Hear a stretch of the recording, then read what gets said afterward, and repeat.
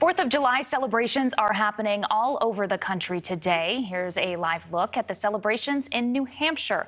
Florida Governor Ron DeSantis was there. He marched with his wife, Casey, shook hands with people at the parade.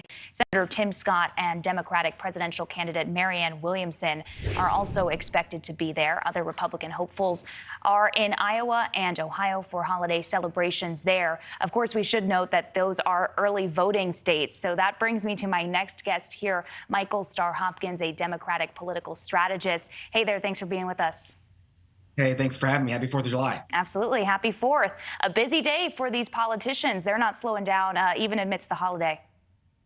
They're not. I mean, you're seeing Republicans hit the ground early, but at the end of the day, what you're seeing is just this huge gap between Trump and the rest of the field. And so as you watch Trump continue to distance himself, Republicans are really left wondering, what do they do in these early states? Yeah, let's talk about that gap a little bit. You know, former President Donald Trump has really been listed as the front runner as far as the GOP is concerned.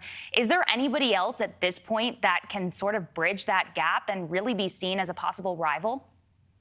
You know, I think at this point, the only person that really is going to give Trump a problem is going to be Christie. And that's not someone who's even polling in double digits.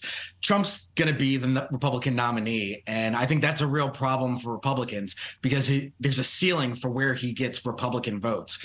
And that gap is what made the difference in 2020. And then if you look at 2016, he didn't really win that election. Hillary Clinton lost it. And so it makes his road back to the White House really difficult.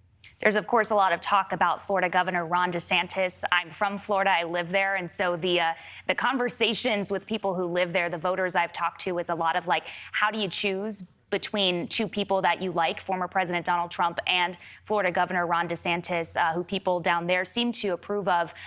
Is there a possibility of the two of them being on the same ticket, or has there been too much back and forth at this point? You know, let me say, I worked on the Gillum campaign and the Chris campaign, so I am extremely familiar with Ron DeSantis. He's someone you can't ever really count out. I'm hard-pressed to believe that Donald Trump would want to share the spotlight with someone like Ron DeSantis, especially given their back and forth and some of the language that they've used. But at the end of the day, you know, serving as the vice president to Donald Trump is something that any candidate would want to do. And when you're someone like Ron DeSantis, who's performing so poorly in the polls right now, it would be a great opportunity to put yourself in a position to then be president in 2028. Yeah, it'll be interesting, though, to see if the two of them really could be on the same ticket, considering what each has already said about the other at this point. I do want to talk about President Joe Biden really quickly here. You know, there have been a lot of questions and doubt about President Biden running relatively unopposed in his party. Do you think he needs a challenger in the primary to sort of better demonstrate that he's qualified for a second term?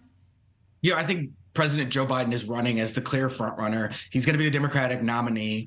The only time we've really seen a weakened Democratic nominee is during the Jimmy Carter era when Kennedy ran against him, and therefore, you know, Carter ended up losing. I don't think you're going to see history repeat itself there. I think you'll see Joe Biden take on Donald Trump in a rematch of 2020. And given the fact that Biden is able to really bring in Democrats as well as independents, and Trump has that hard cap, I think you'd probably see a pretty close repeat to what we saw in 2020. A long road ahead. Who knows? Anything can happen here. Michael Starr Hopkins, thanks for joining us. Happy 4th. Thank you for watching. Go to newsnationnow.com to find News Nation on your television provider. And don't forget to click the red subscribe button below to get more of News Nation's fact-driven, unbiased coverage.